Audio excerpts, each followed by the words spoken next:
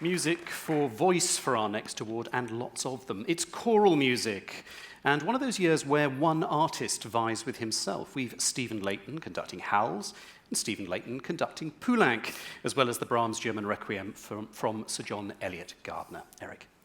And the winner is the Hyperion disc of Herbert Howells Requiem with the choir of Trinity College, Cambridge, conducted by Stephen Layton. So here to talk about that Hyperion disc of the Howells Requiem, Caroline Gill. I think it's interesting that when I play this disc blind to friends of mine who are choral enthusiasts and experts, not one of them has identified it correctly. Not only the choir, but have identified it as a student choir. And I think this disc really does challenge our preconceived ideas about what a student choir can have to say artistically. But in the end, when you're trying to pin down how you want to discuss a disc like this, all you can do is close your eyes, listen, and see if you're moved by it. And I defy anybody who loves this kind of music not to be. Please welcome Stephen Layton.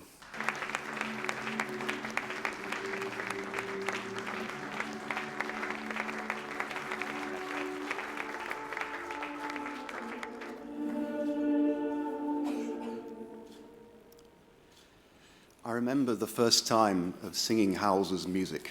It was when I was 9 and a cathedral choir boy in Winchester. It was the Gloria of the St. Paul's service. The second time round it comes after the Nunc Dimittis.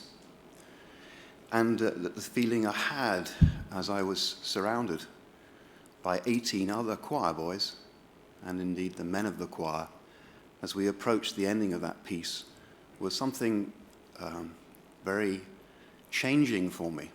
I can distinctly see that Saturday afternoon when it happened. It was also around that time that I remember singing Take Him Earth for Cherishing, this time in a slightly more unusual situation, actually in the Kennedy Center in Washington. That was perhaps just a year after this first experience. Around the same time, a call came to my school asking if there was a boy who might be able to sing some Handel arias in L'Allegro e il Penseroso for a concert in the Queen Elizabeth Hall in London. I got chosen for this role and came down to London to be rehearsed. The conductor was extremely demanding. He showed me how to project my voice across the orchestra to fill the hall. He certainly made me sing extremely fast, my runs. I found it quite a terrifying experience in some ways, but again, very life-changing. Behind me was his amazing choir. I sat just in the front of them all during the performance, as you do as a little soloist. But the noise coming from the choir was like nothing I'd been experiencing in the cathedral. When I look back now at that choir, there were such young singers then as Michael Chance, a whole roster really of English names who've become soloists who were at that time singing as chorus members. Well, at the end of the performance, my mum and dad came to pick me up at the backstage, as you do. And the conductor, he brought me to the place where they would pick up their little boy. And he said to my mum and dad, he did well. Today, I say, passing that torch on to my charges, these young students in Cambridge, Trinity College Choir, all of you, you've done fantastically well.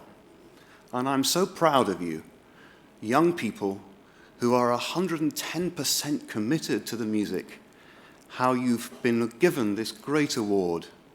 And I'm also so pleased on behalf of Cambridge and the university and my colleagues in other choirs of King's and St. John's and Clare and Keys, a great place where all this choral music takes place, that today this award should be going to Trinity, but in a kind of way on behalf of all of the great choral music from Cambridge.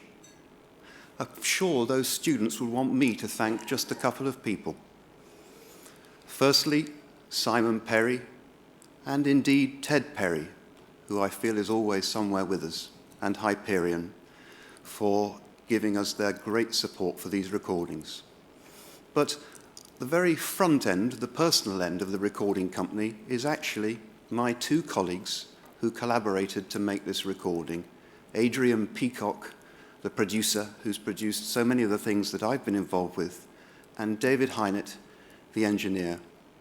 These two gentlemen have really inspired our young singers to give of their very best through several recordings now, and none of us would be able to make the music without them.